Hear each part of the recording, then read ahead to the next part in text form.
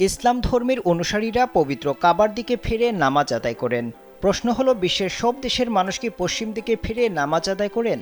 এই প্রশ্নের উত্তর জানার আগে মহান আল্লাহ কি বলেছেন তা জেনে নেওয়া যাক।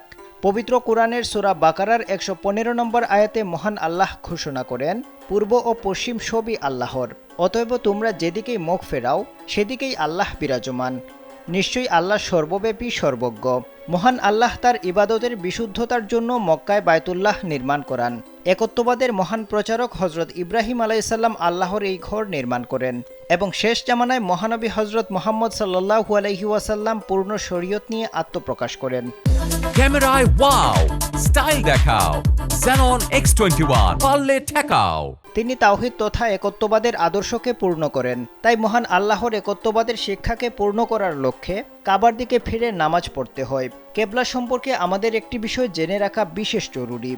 বাংলাদেশের মতো বিশ্বের সব দেশের মানুষ পশ্চিম দিকে ফিরে নামাজ আদায় করেন না। মূলত যারা কাবা শরীফের পূর্ব দিকে অবস্থান করেন তাদের জন্য কেবলা পশ্চিম দিক, যারা কাবা শরীফের দক্ষিণে অবস্থান করেন তাদের জন্য কেবলা উত্তর দিক, আর যারা কাবা শরীফের উত্তরে অবস্থান করেন তাদের জন্য কেবলা দক্ষিণ দিক। মূল কথা হলো, পূর্ব পশ্চিম উত্তর দক্ষিণ এখানে মুখ্য বিষয় নয়। যে যেখানেই অবস্থান করুন না কেন বায়তুল্লাহের দিকে ফিরে নামাজ আদায় করতে হবে।